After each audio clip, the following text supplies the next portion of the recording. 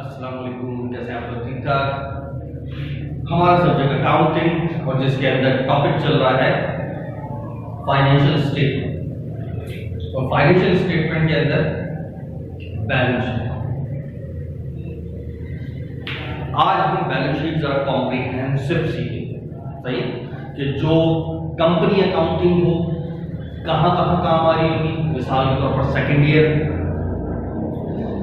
के अंदर issuance of shares and debenture का एक सवाल आता है, उसके अंदर अगर कभी बैलेंस शीट बोल दी गई तो वहां पर ये तमाम चीजें आपको पता होनी चाहिए। इसी तरीके से बीकॉम फाइनल के अंदर उसमें तो कंपनी अकाउंटिंग के बहुत सारे सवाल होते हैं, सही है, बल्कि सोल प्रोप्राइटरशिप का कोई सवाल ही नॉर्मली नहीं होता, तो लिहाजा उसमें तो आपको ये तमाम चीजें पता ही होनी चाहिए। लेकिन ये एक ऐसी बैलेंस शीट है जो first year, second year, BCom part 1, BCom part 2 एक दफा अगर आपने इसको देख लिया तो अब कभी भी कैसी बैलेंस शीट क्यों है आपको आती है। इससे वाली पहली बैलेंस शीट वो सारी क्लासेस के लिए लाजमी मौजूद थी ताकि वो एक उसूल समझ आए। अब यहाँ पर मैं मैक्सिमम चीजें डिस्कस कर रहा हूँ इन रिटर्न फॉर्म, ठीक, तो वो आपको फिर पिक्चर आपके दिमाग में बैठ जाएगी, तो फिर इंशाल्लाह कभी भी किसी भी किस्म का कोई सवाल आएगा आप आराम से ऐसे ओके की रिपोर्ट से करोगे, ठीक है। तो हम फटाफट बनाते हैं बैलेंस शीट। यहां से स्टार्ट कर लूं।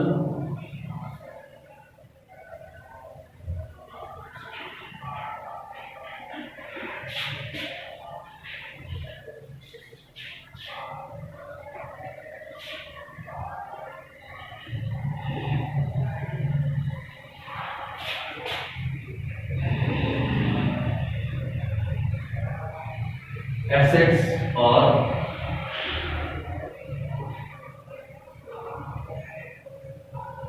इक्विटीज, ठीक है। सबसे पहले कंपनी का नाम, अब कंपनी का नाम यहां पर लिख देता हूं। अब ये मैं कंपनी के हिसाब से बैलेंस शीट बनाता हूं, अलियन कंपनी नाम, ठीक है।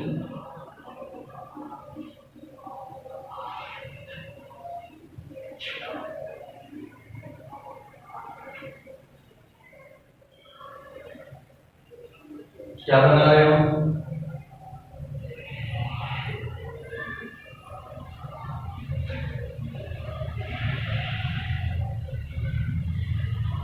बैलेंस शीट कब बना रहे हो? दिसंबर 31, 2020, ठीक है। अब सबसे पहले आ जाओ एसेट्स। अच्छा, अब थोड़ा सा ये सुन लो कि बात लोग यूं करके भी करते हैं यार, अगर सोल प्रोप्राइटरशिप है तो उसमें असेट इधर और इक्विटी इधर, और अगर कंपनी अकाउंटिंग है तो इक्विटी इधर असेट इधर। तो नॉनसेंस की बात है, कोई ऐसे करने की जरूरत नहीं है, जैसे बनती है उसी तरीके से बने, वही असेट साइड इधर, वही इक्विटी साइड इधर। वो सिर्फ यूं इस वजह से कर लेते हैं, ऐसा बस देखते ही पता चल जाए, सही, वो तो नाम से ही देखते पता चल जाएगा किसका, ठीक है। तो उल्टी बनाने की कोई जरूरत नहीं, कोई ऐसा कोई कानून नहीं कि कंपनी ड्यू को यूं करके बनाया, ठीक है। असेट्स वही बनेगा, इक्विटीज वही। अब असेट्स में यहाँ पर मैं मैक्सिमम चीजें डिस्कस करूंगा जो कि नॉलेज के लिए आपके लिए बहुत जरूरी है। सबसे पहले आता है करंट।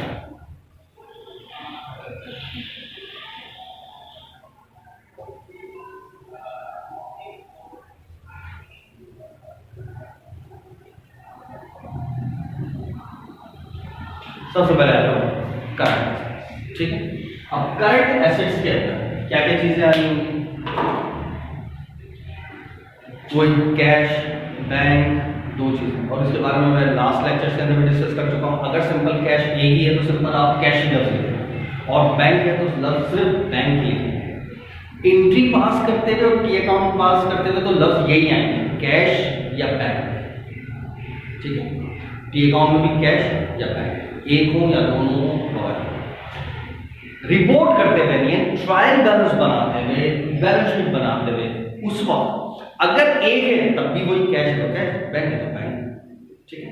लेकिन दोनों है तो फिर कैश होगा तो लफ्ज कैश इन हैंड, और बैंक होगा तो लफ्ज क्या इस्तेमाल होगा, cash at bank.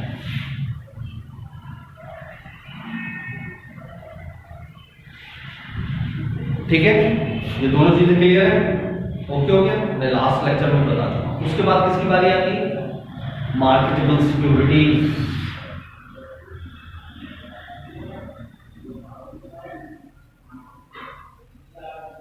Marketable securities, investments,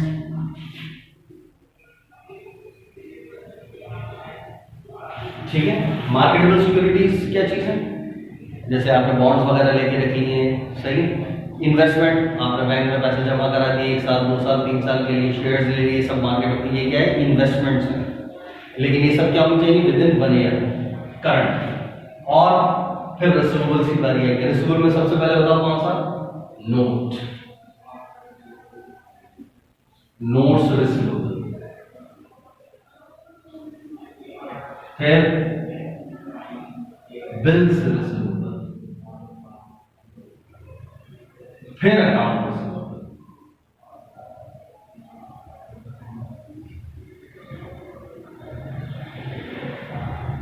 और अकाउंट रिसीवेबल। अच्छा, ये सीधा सीधा 1 2 3 4।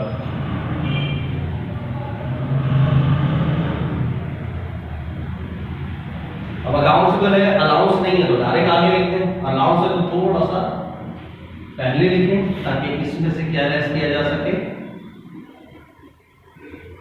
Allowance for bad debts. Bad debts भी कहते हैं, डाउटफुल डेट्स भी कहते हैं, बात एक ही। और ये डायरेक्ट इसी के आगे, ठीक है। इसके अलावा रिसीवेबल्स के बाद कोई और रिसीवेबल है? Interest receivable, rent receivable, commission receivable. तो मैं ये काम लिख देता हूं, कमीशन।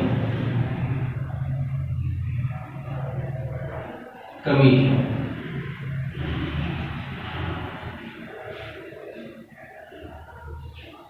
ठीक है। कमीशन रिसीवेबल आ गया, रिसीवेबल की कहानी खत्म। फिर किसके बाद नंबर, किसका नंबर है?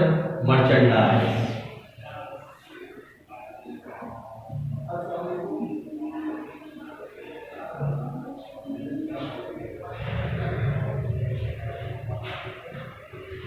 उसके बाद किसका नंबर है?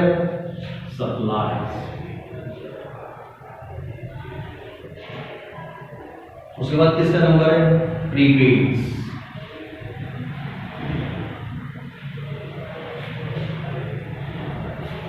सही। हमें यहां लिख नहीं रहा आगे, एडवांस टू सप्लायर, सही। बात एक ही है, प्रीपेड को।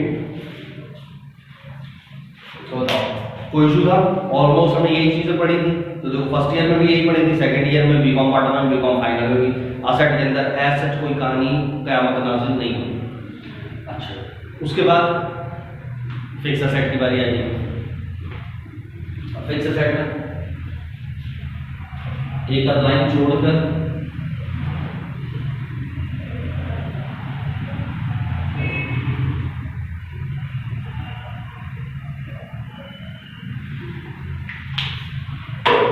फिक्स असेट में सबसे पहले लैंड, इसमें तो डेप्रिसिएशन होता नहीं, डायरेक्ट आगे।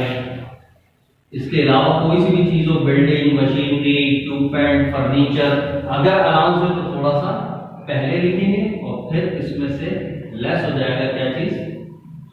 Allowance for depreciation.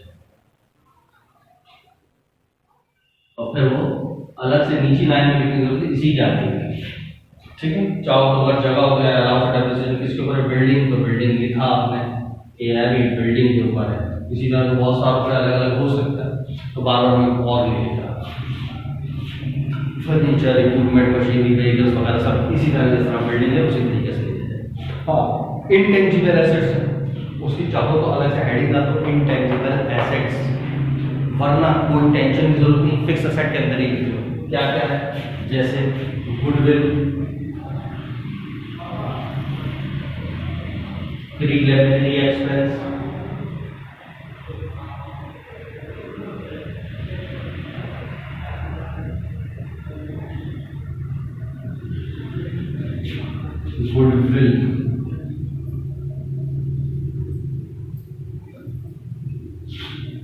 अब गुडविल क्या चीज होती है? वो क्या है? Reputation, value. और प्रीलिमिनरी एक्सपेंस कौन से होते हैं? ऐसे एक्सपेंसेस जो अभी कंपनी स्टार्ट हुई ही नहीं है उससे पहले के खर्चे, जैसे मार्केटिंग कराई है, एडवर्टाइजमेंट करवाई है, प्रोस्पेक्टस छपवाए हैं, प्रिंटिंग करवाई है, सही। अभी बिजनेस स्टार्ट हुआ ही नहीं, तो ये नॉन ऑपरेटिंग एक्सपेंस होता है, तो ये हम इसको अपनी एज अ असेट मानते हैं, तो लिहाजा वो यहाँ लिखते हैं बैलेंस शीट कि मेरा असेट है, ठीक है। अगर इसको डायरेक्ट के खर्चा मान लेंगे तो पहले सारी इनकम स्टेटमेंट में चला गया ऑपरेटिंग एक्सपेंस, तो ये तो बेड़ा गर्क कर देगा और जो एकदम शूट कर देंगे, नुकसान हो जाएगा, पहले साल है कंपनी नुकसान, तो कोई हमारे कंपनी के शेयर खरीदेगा कभी भी नहीं। तो लिहाजा प्रीलिमिनरी एक्सपेंस ये ऑपरेटिंग एक्सपेंस है ही नहीं, तो लिहाजा ऑपरेटिंग एक्सपेंस में कभी भी इनकम स्टेटमेंट में नहीं आता। हाँ, आहिस्ता आहिस्ता इसको अमोटाइज करते हैं, जब आएगी इसकी कैलकुलेशन तो फिर बताते आहिस्ता आहिस्ता देखो अमोटाइजेशन एक्सपेंस डेबिट करके फ्री एक्सपेंस को क्रिएट करते रहते हैं, ये कैलकुलेशन से आहिस्ता आहिस्ता आहिस्ता आहिस्ता खत्म होता है। तो बताइए एसेट्स के अंदर कोई इशू नहीं आता, ओके की रिपोर्ट होगी। अब आ जाओ इक्विटीज। अब इक्विटी के अंदर अब ये चीजें हैं, नंबर 1 हेडिंग होती है अथॉराइज्ड। वो अगर सवाल में लिखे बोले तो लिखना है, नहीं बोले तो लिखने की जरूरत नहीं। अगर बोल रहा है तो कैसे लिखेंगे ये?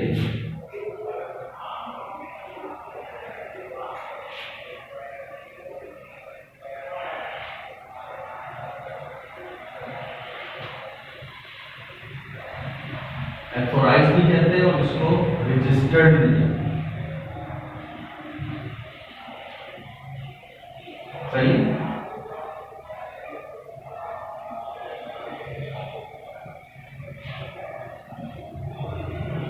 एथोराइज भी कहते हैं और इसको रजिस्टर्ड। अगर वो सवाल में बोल रहा है तो लिखे, मतलब लिखे। फर्स्ट करो उसने बोला है तो आप भी लिख दो। कितने हमारे पास फर्स्ट करा उसने 1 लाख शेयर, तो आपने भी लिखा 1 लाख शेयर। अब ऑर्डिनरी है तो ऑर्डिनरी को नॉर्मली ऑर्डिनरी होता है, हमें इतनी डिटेल नहीं दिख रहा। ऑर्डिनरी शेयर्स हैं और एक कितने का है? 10 रुपये वाला, सही। एक कितने का? 10 रुपये वाला। एक कितने का बन गया? जो भी है 10 लाख। तो इस तरह लिखेंगे, लेकिन एक मैं रेड कलर से लिखूं ताकि आपको याद रहे। इस फिगर के नीचे आप डबल लाइन जरूर लगा दें। इसका मतलब ये वाला अमाउंट नीचे, जब जैसे ये सारे अमाउंट जमा करेंगे, इसी तरह यहाँ वाले अमाउंट जमा करेंगे, ये वाला अमाउंट जमा नहीं करेंगे। ये अथॉराइज है, इख्तियारात सिर्फ हमारे, हमने इसका कुछ किया नहीं, ठीक है। तो अगर ये बोल दे तो लिखे, ना बोले तो ना लिखे, एज इट इज लिखा हुआ भी आ रहा होगा, ठीक है। तो है तो लिखे, नहीं है तो छोड़ो। नेक्स्ट मेन हेडिंग आती है share holder equity.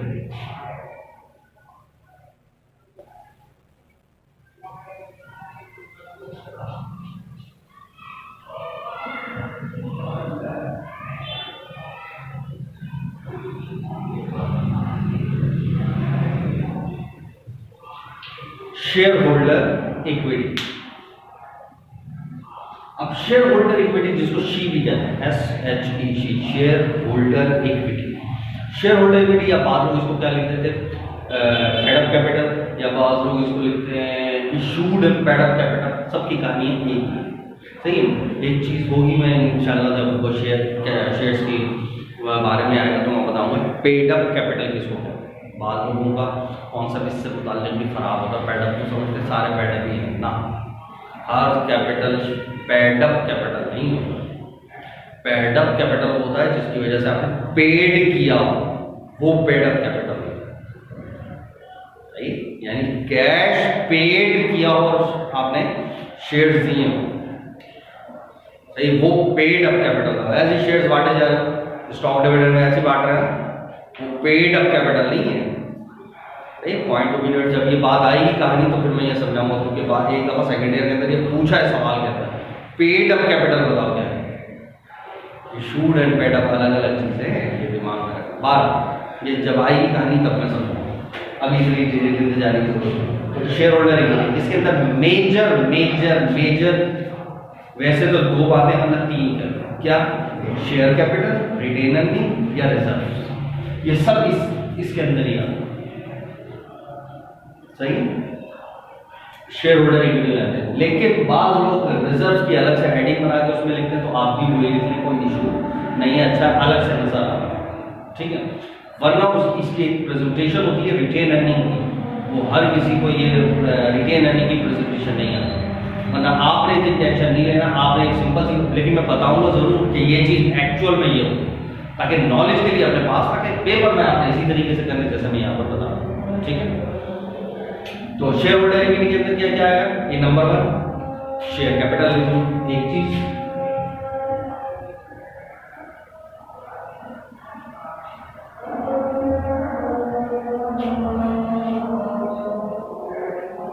Share capital. अच्छा, शेयर कैपिटल साथ साथ इसकी चीजें भी मैं बताते चले रहा हूं, कभी आ जाए तो वो कंफ्यूज ना हो। शेयर कैपिटल इसके ऊपर कभी प्रीमियम या डिस्काउंट भी होता है, तो अगर प्रीमियम है, सही,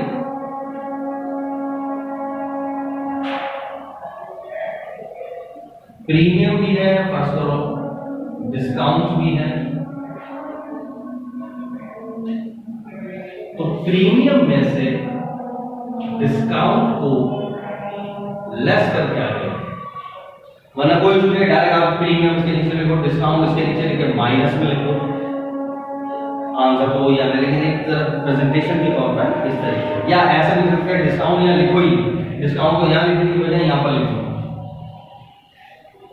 बात तो एक ही, इस तरीके से यहाँ ब्रैकेट्स है, यहाँ नहीं लिख रहे आप ब्रैकेट्स, तो इसकी बजाय इक्विटी साइड पे लिखो, बात तो एक ही। इसी तरह ये भी फिगर यहाँ माइनस हो रहा है, तो यहाँ की बजाय वहां प्लस में लिखो, एक ही बात, टेंशन लेने की जरूरत नहीं है। अच्छा, ये प्रीमियम से ये दोनों चीजें हो गई, उसके बाद रिटेन,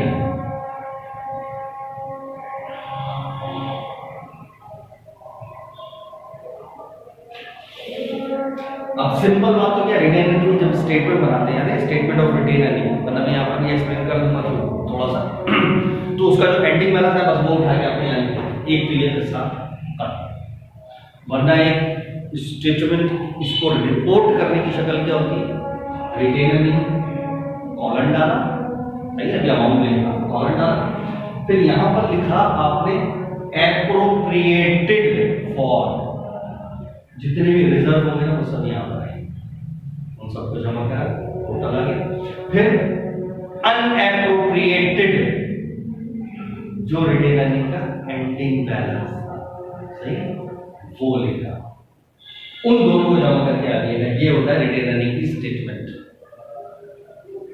रिजर्व की भी अलग से हेडिंग नहीं आती, लेकिन अभी मैं इतनी कॉम्प्लिकेशन के अंदर आपको नहीं डालना चाह रहा, एक सिंपल सी एक उसूल समझाना चाह रहा, लेकिन फिर भी मैंने बता दिया मेरे लेक्चर को, तो इन बातों को 10 दफा रिपीट करके बनाकर एक्सप्लेन कर अपने आप को सेटिस्फाई करने की कोशिश जरूर करो, सही है।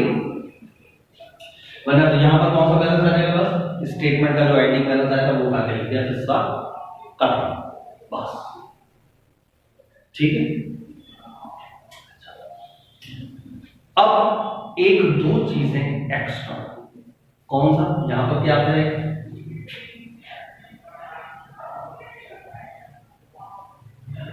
स्टॉक डिविडेंड्स,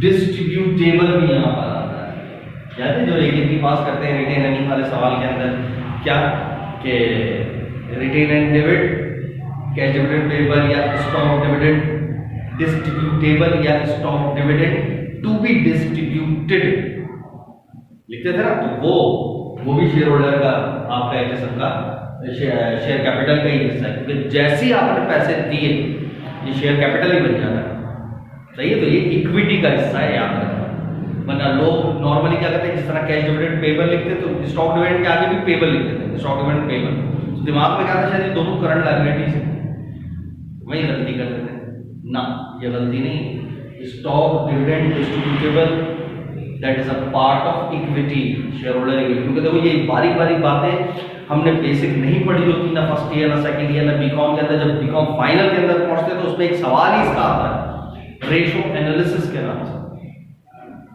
अब रेशो एनालिसिस में ये छोटी छोटी बातें अगर मैंने सवाल के अंदर इस टाइप की चीजें दे दी डालकर और फिर आपको रेशो बनाना होगा, रेशो के अंदर वहाँ चाहिए था share holding equity divided by फलाना divided by asset current liability. अब आपको उनकी बारीकी का पता ही नहीं है, तो आप तो किसको किस में डाल देंगे, किसको किस में डाल देंगे, जो टीचर बोल रहा है उसमें डाल देंगे, ना टीचर को पता ना स्टूडेंट को पता, बेड़ा वगैरह का अकाउंटिंग का जो कि हो रहा है आजकल।